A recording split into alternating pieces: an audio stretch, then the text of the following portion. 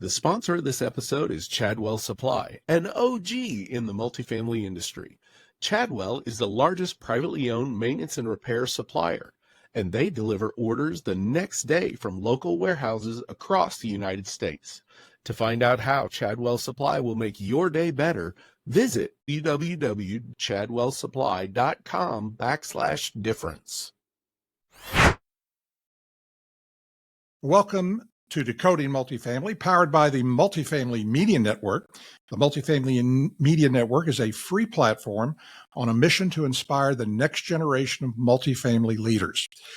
With over 16 different podcasts and from a roster of fantastic practicing podcast hosts who are multifamily experts, they're industry icons, and we bring you the latest insights, trends, and success stories from the multifamily world. Stay informed about each unique podcast and catch up on the latest episodes by visiting multifamilymedianetwork.com. Plus, don't miss out on our educational and inspiring multifamily blogs. Tune in, get inspired, and transform your multifamily journey with us. So on this episode of Decoding Multifamily, I'm flying solo. My fantastic co-host, Suzanne Hobson, is not able to make this episode. But we do have a great guest who is a practicing multifamily expert herself, Cara Athmann, who is the Chief Operating Officer of Cardinal Group Companies. And Cara, welcome so much to the program. Welcome. Thanks for having me.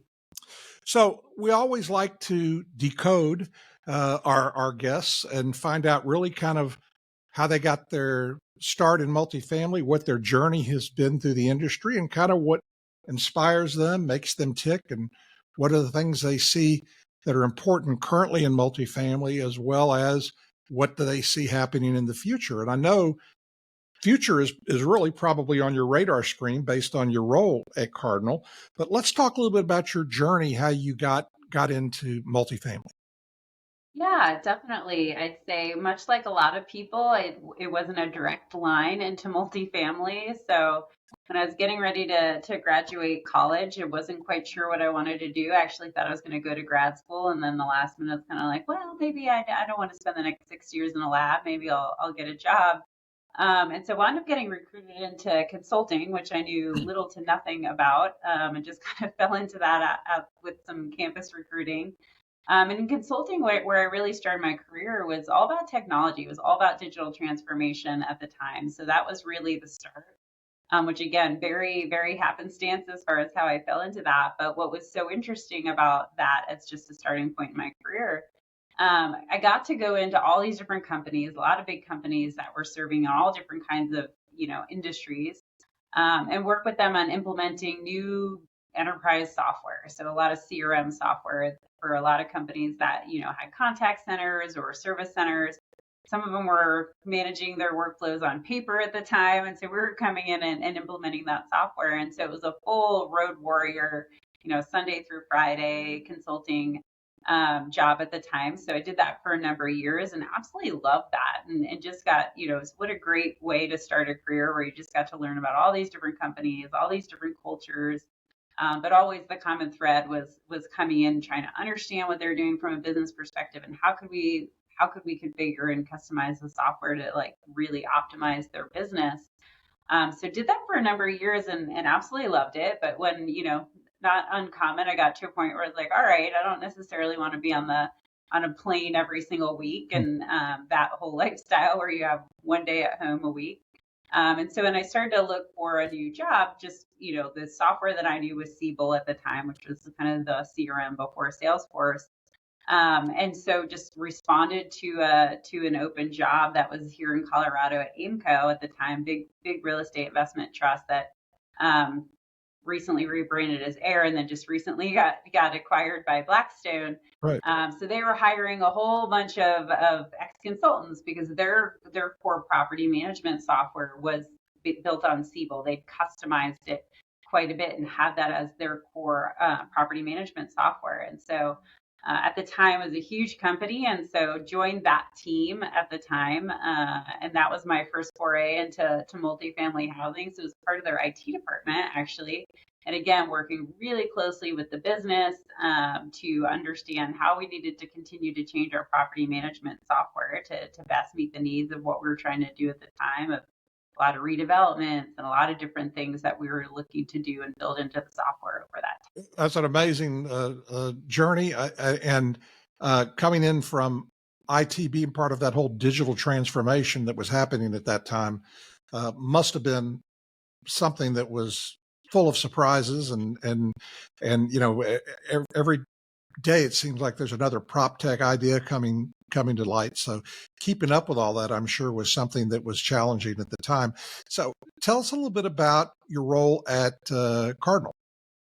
Yeah, so I've been here almost 6 years now. I've been at Cardinal, and so when I first joined the team here, was originally over IT and data, and then was our chief technology officer. And a few years ago, our CEO Alex O'Brien, his whole vision for the company, which I was very excited and aligned with, was, hey, the whole future operations is going to be very digital, all about technology and that transformation, all about workflow optimization.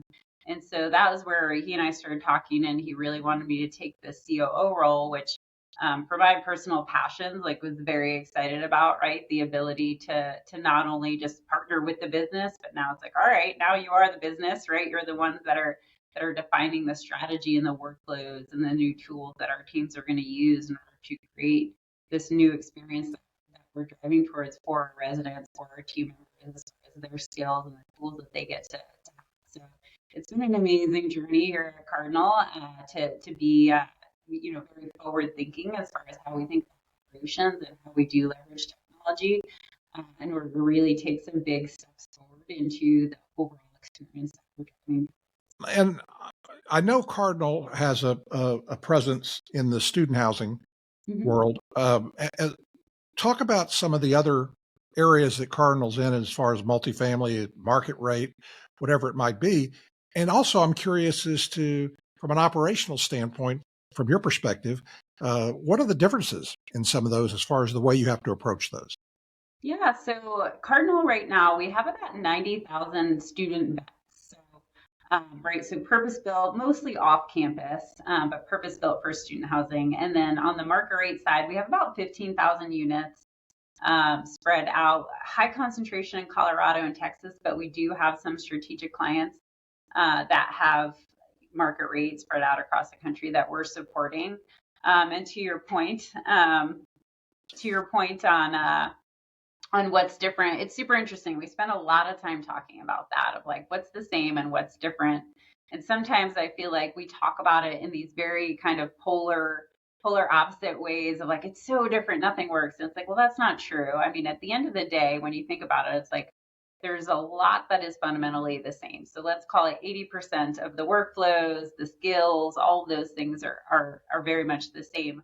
However, there is a really important 20% that's very different between the two. And I think that's where a lot of times companies go awry without really recognizing what those differences are and how you need to change your playbook. What levers do you pull? How do you solve these different problems? And that 20% can sink your ship or it can get your ship cruising along. So I think those are some of just kind of the, in broad brush strokes, those are some of the big differences. But at its core, it's like what we're trying to do is like, we want our team members to be thinking about solutions. And at the heart of it, like doing what they can to take care of the residents. Like it's such a personal thing that we do that sometimes I think it's easy to lose sight of like, these are people's homes. Like it's such a personal, and like student housing, it's like these are people's homes. And we also have the parents where it's like these are people's babies, right? Like there's no one on the planet they care about more. And just keeping sight of the importance of what we're doing and how important,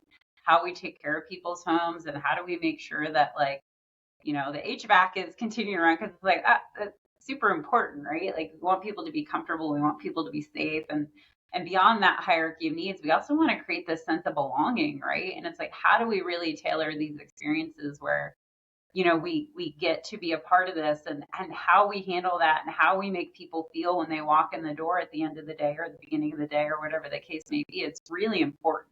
So some of those are the things that are the same, right? But how you go about that is very different. What people need, when it's an 18-year-old with their first apartment, or somebody, that's maybe moved a couple times, a little bit more experienced. But at the core, it's like people still want to feel like they belong, and they've got to feel safe and healthy and all of those things. So a lot is the same, but certainly there are some big pieces that tactically, if you miss, can really hurt all around.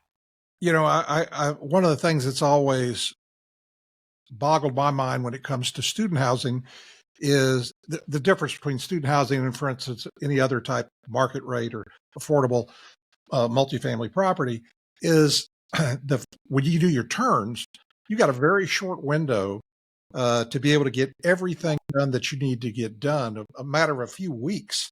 Right. And it seems like, every time I've spoken with somebody who's been in the student housing industry, for that period of time, they've got an army of contractors on standby, and operationally, I would imagine that's a challenge. Do you find that to be the case? Yes, I would say student turn. It's amazing, and our teams do a tremendous job. And it's amazing the pride they take, the camaraderie, the bonding that happens during that time. Because just Yeah. as you said, yes, you have a few weeks. It's almost like an unmanageable amount of work, and it's like you have to really, we have these amazing community managers across the country that do a great job keeping their arms around this like barely controlled chaos, right? Where you do all the best planning and you've got everything set, and then a vendor walks off, or they don't show, or it's like everything happens, right? No matter what, it's like you can plan as best as you can, but having the people that have the resilience understand how to get help, and what happens when that happens. But yeah, there's a tremendous amount of pressure on the team, and there's just some amazing stories that come out of the teams really bonding together, and tell those stories for years of 10 o'clock at night walking units or pulling mattresses out of bedrooms or whatever the case is. It's like it's an amazing, it is a true physical and mental challenge to get through that period, and yeah, just a critical part. But it's like, hey, if you miss and you don't do a good job on that, it's like that whole new, crop of students that comes to move in, and they're all excited, and it's their first day, and maybe it's their first day of school, or it's the first day of the school year, and they're all excited, and it's like, we got to have that experience be right? We can't have it, they come in and furniture is missing, or it's not clean, or whatever the case. There's inevitable issues or challenges that happen, and it's like, ooh, that's such a critical piece to get right, because it has such an impact on the resident experience. Yeah, and you mentioned you had the background in IT. I'm curious as to when you're looking at a portfolio of market rate properties versus student properties. What are the different technology requirements? For instance, when you're marketing your units or your property by the bed, Yep. and you got 4 different people living in the same unit, I would imagine if you have some type of access control, you've got to be able to do something a little bit differently than you would in a market rate where you have a person or a family living there. Is there something different the way you approach technology in the different areas of multifamily? For sure. I think, it's been interesting over the last, I don't know, maybe 8 years, where there's been a lot more money coming into the PropTech space. I think from, different venture firms and funds and things like that, that's really helped, bring some good products to market.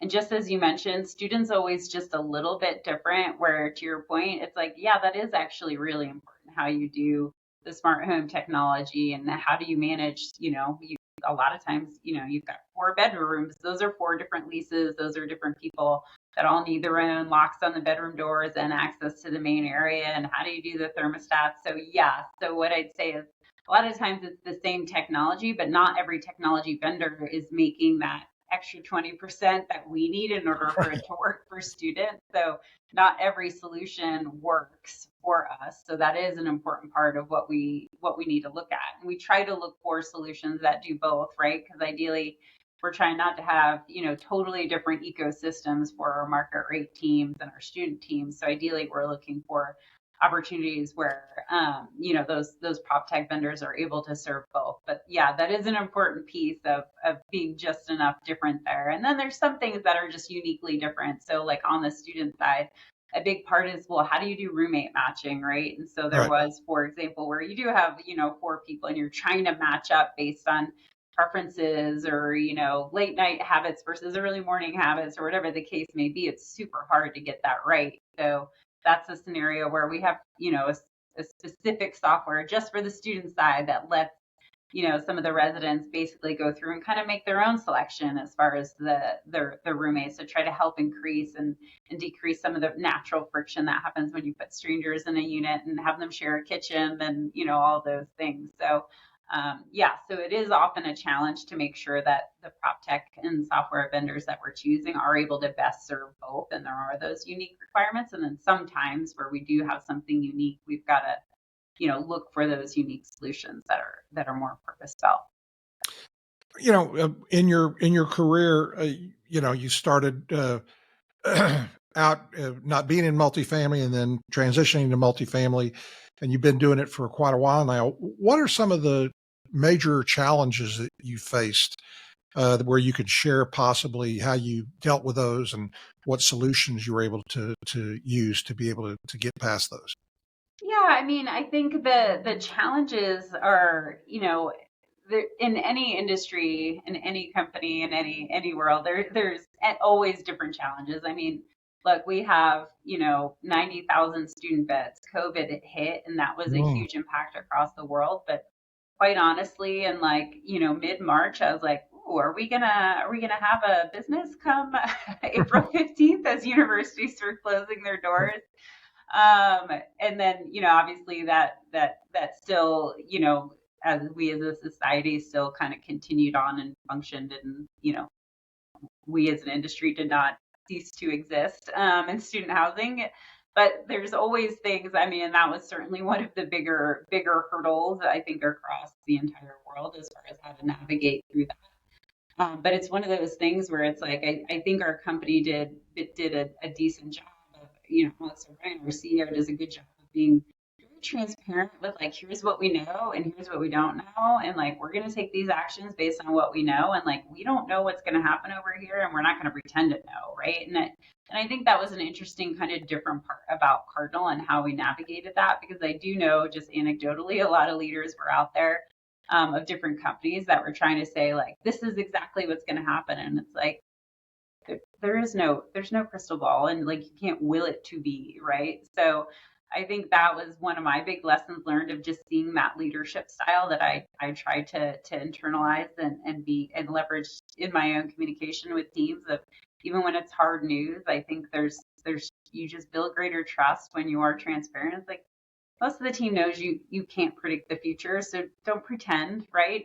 just Right. being just being more transparent with those pieces, and then acknowledging when you've changed directions based on different information that came in. It's like, that's helpful too. We shouldn't stay as a leader so committed to, well, I said we were doing this, and no matter what, we're going to keep doing this. It's like, well, if the information changed or the landscape changed, like, let's just acknowledge that and put that out there. So certainly I've made plenty of mistakes over my career, but try to really internalize the lessons learned and really absorb those and think about how do we navigate those things differently as we continue to hit different challenges.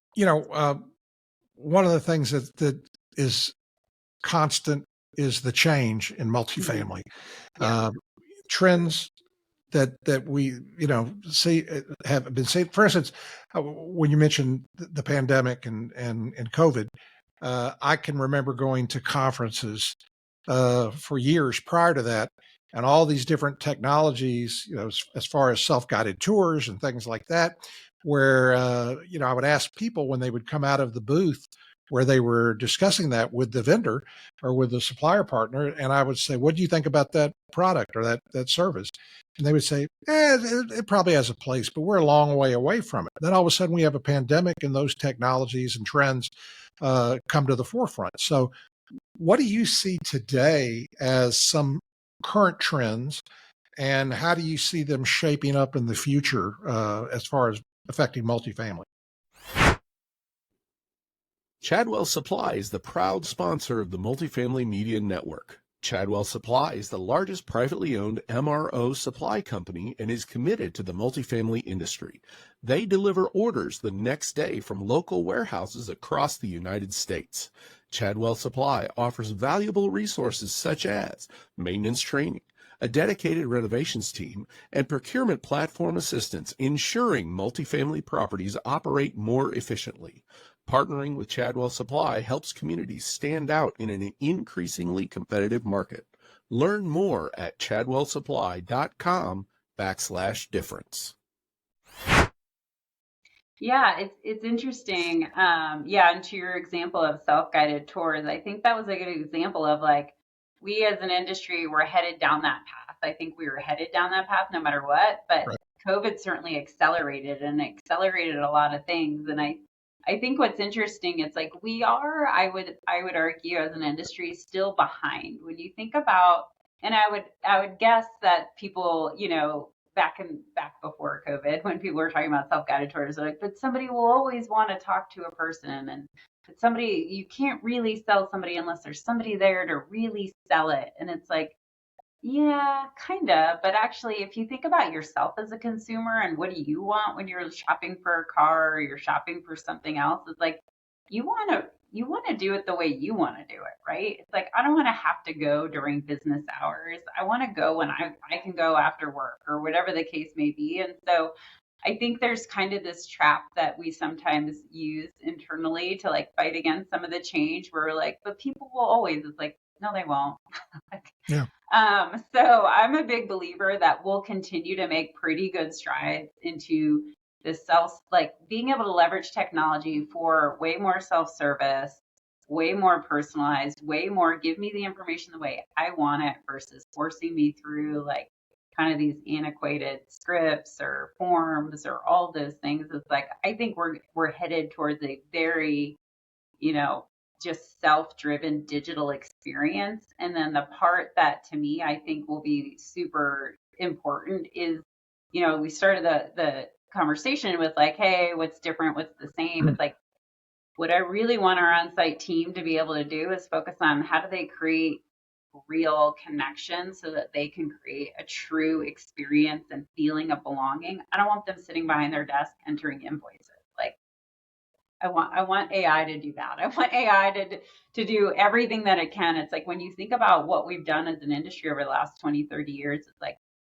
as the companies have gotten bigger, we've added more and more technology where it's like, here's a system to enter this data. Here's another system to enter this data. It's like, oh my gosh, the teams on site spend so much time entering really important information, and it's important controls and super important for all those pieces, but it's a lot of administrative work.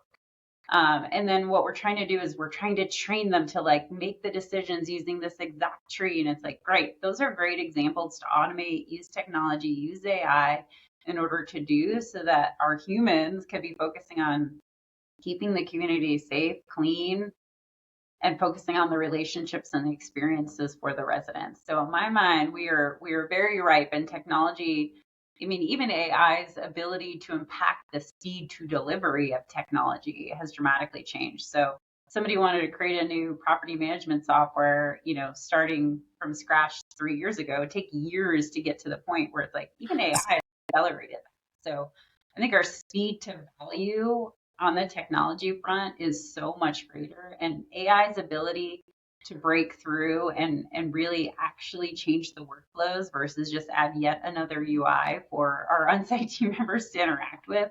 I think we're ripe for a lot of disruption and change in the workflows, how we interact, the level of service that we're able to provide our residents. I think we're in for real change acceleration over the next few years. Yeah, and to your point about, I think multifamily has always had a bad rap for being slow to adopt things. It seems to me like from everyone I've spoken to or the people I speak to about it, that they take their lead from hospitality and the travel industry when it comes to certain things. So you're right, the pandemic did accelerate that. Interesting that you have not mentioned a dirty word in multifamily that people have very, very mixed emotions about, and that is centralization.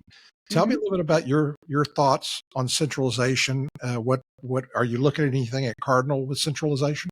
Oh yeah, we're really, really far down the path and consider that an important part of our strategy. Mhm. So the way we think about it, it's if you were to enter our industry today and you're like, I'm going to create these apartment buildings and I'm going to figure out what I need and who's doing the work.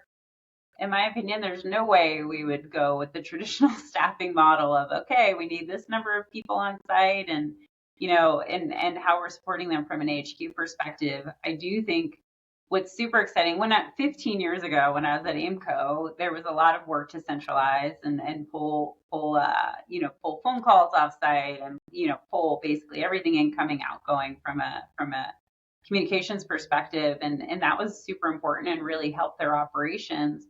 At that time, though, the technology and infrastructure you needed in order to do that was very expensive. So it worked for a company that was that size, which was huge, and they had, it made a lot of sense. They owned all their assets. They had a lot of control over the technology. That made sense to make that investment. But over the last several years, the accessibility and the cost effectiveness of the technology, as well as the quality of the technology, has dramatically increased. And so we've been on this journey for about 3 years now, kind of 1 year of strategy design, the last 2 years very focused on execution. We're well down the path of moving the workflows, right? So what work do we have, like the traditional assistant community manager functionality of like doing the bookkeeping, doing the vendor, the vendor invoicing, doing the AP, doing the reclasses and accruals, and all that administrative work that was happening on site. That was where we started, where we've pulled that to our centralized team, and we're very heavy on leveraging technology and AI to do a lot of things like rent collections. It's like, well, you know what our humans don't like doing? They don't like asking other people for money. So it's like, great, Mhm. you know what? The AI bots don't care. Like they're fine. They'll have a natural conversation with the resident to the point where the resident doesn't even, it's not like they know, not like we're hiding it, but it's like it's a natural conversation that they can interact with and have a conversation of like, oh, sorry, I'm late on my rent. I'll be able to do it, pay you tomorrow. And it's great. You can follow up and have that conversation. So we started on that side. We're partway through centralizing on the sales side as well. So taking like lead follow-ups and incoming phone calls and all those pieces. So yes, very much down the path. And it's funny, it's like we sort of act like centralization's a new concept, but it's like, well, property accounting has always been centralized and Right. systems has always been centralized. But now it's like, well, what's accessible to us now? What can we centralize? And I do think for us, being in student housing is super interesting too, because it's like, well, we don't have geo concentration. We're in 40 plus states, and some of these markets, it's like we have great talent, but we have people that maybe don't want to stay in that market, right? It's like a university market, but like maybe not that exciting, or maybe somebody wants to move back and be near a family. So what that's been able to do for us to move that work, so taking whatever work we can pull off site and move that to our centralized team, layer on technology, so we're taking away as much of the administrative and rules based work that we can. And then the people that we have are part of that centralized team, our ability to offer them a work from anywhere job has been huge. Our ability to attract great talent has been tremendous. So like your typical on-site position where it's like, all right, Cardinal has a fantastic reputation as an employer, and we'll get a lot of candidates for those on-site positions, but we'll get 5x the number of candidates for those centralized roles because of the flexibility that offers, where it's like, all right, now you can work from anywhere. And it's a more specialized role. I think that's the other interesting thing about this whole centralization conversation. It's like the on-site team member, it's like, all right, you have to be good at leasing, and you have to be good at marketing, and you have to be good at resident facing, and you have to be good at the books, and you have to be good at vendor. It's, oh my gosh, it's like we're asking of all these very different skills. And so even for our team members, the ability to be like, well, maybe you just like leasing. Like if you just like that part, or maybe you just like the financial side, it's like, cool. There's now for the first time, there's career paths for people in those more specialized workflows. Which is really exciting and has been a huge success for us as far as that ability to attract and retain great talent. So we're definitely big believers in this strategy. We think there's no question that like it just, at the end of the day, there's always going to be bumps and bruises as you work to really disrupt your operations. And we're certainly not immune to that as far as the change management, just getting the workflows right. But to me, there's no question that where the work is being done is going to continue to shift into more of a specialized model and continue to shift into, call it centralization or whatever you want to call it, but certainly changing the work that we expect to be done physically on site versus what we're able to support and do and automate in other parts of the business. Yeah, and I think you hit on it. That I have spoken to folks in the industry who have said that they don't want to refer to it as centralization; they want to refer to it as specialization, which is exactly what you said. Yeah. So, yeah, that makes a lot of sense.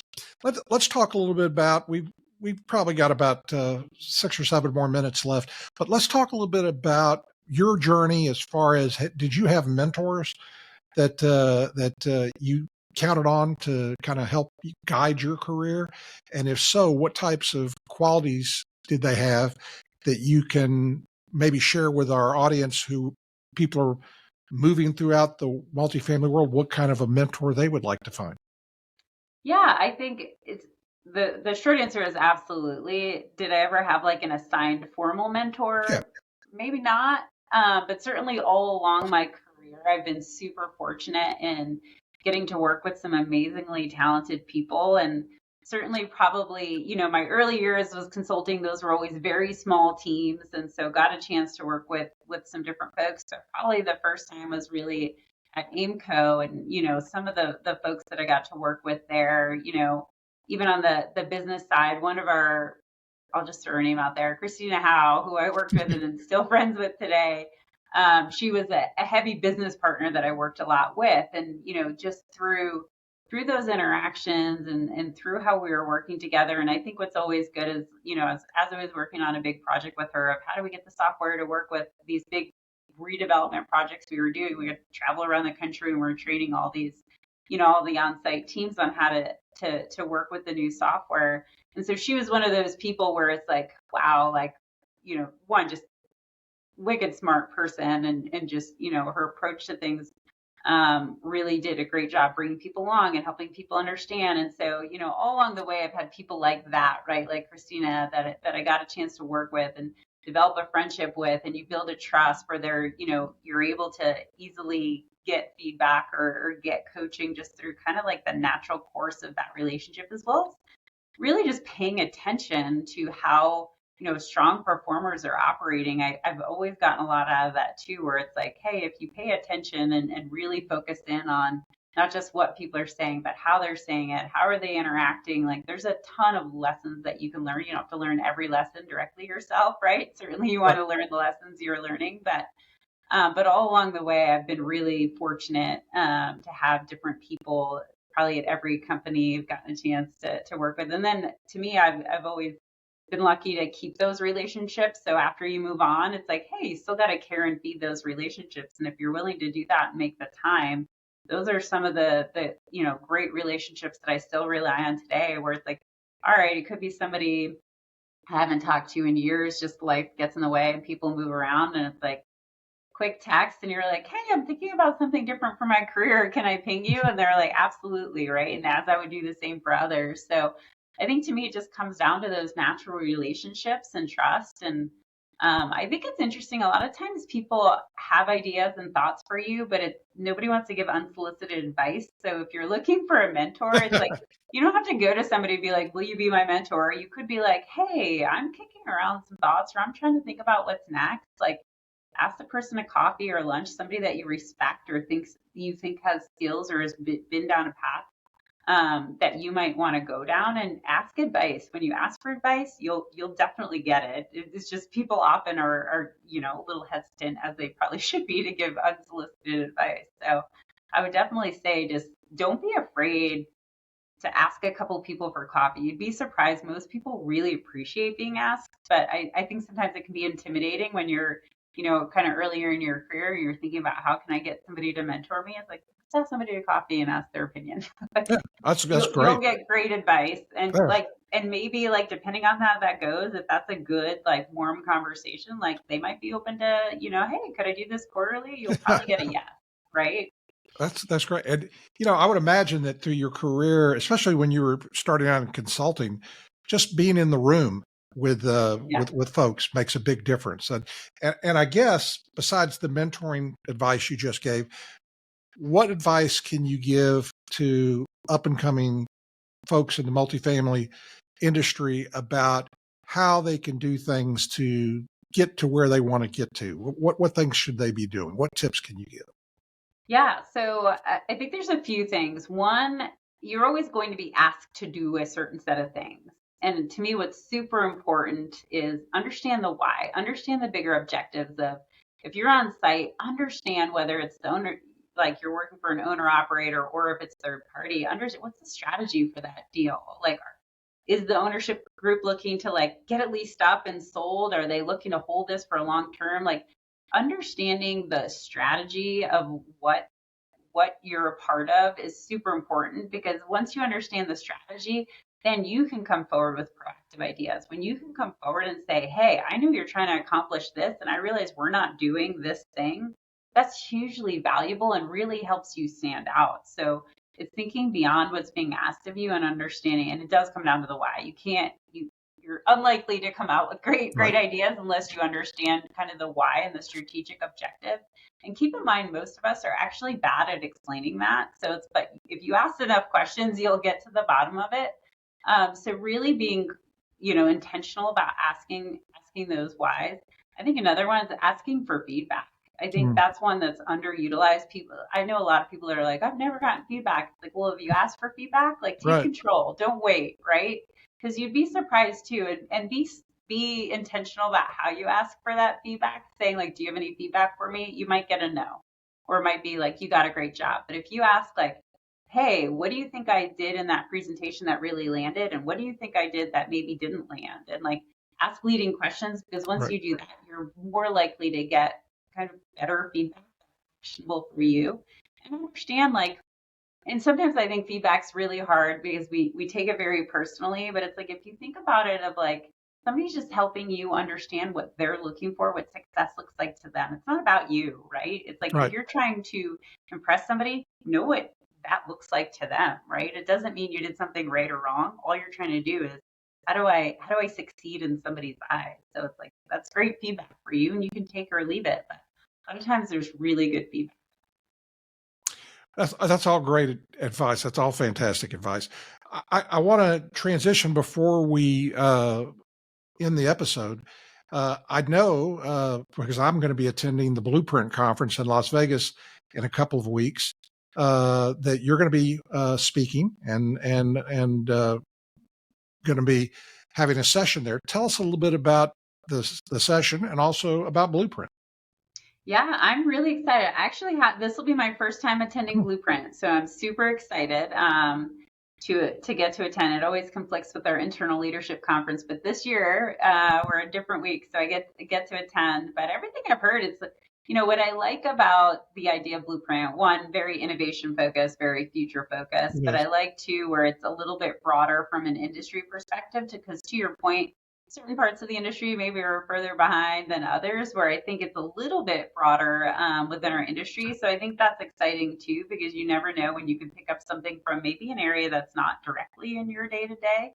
That's super impactful to your world. So I'm excited about that as well. And so Thursday, our session is how to nail a tech pilot. So excited about that topic. That's certainly something from a tech pilot perspective. I feel like done a lot of that over the years of rolling out new technology, and how do you work through and identify what's hitting and what do you need to kill if it's truly not going to get there, and how do you just kind of push things through to if it's the right idea, but maybe the execution's off. So looking forward to that discussion on Thursday of Blueprint. Yeah, and I plan on coming to your session. I'd love to listen to it and meet you in person.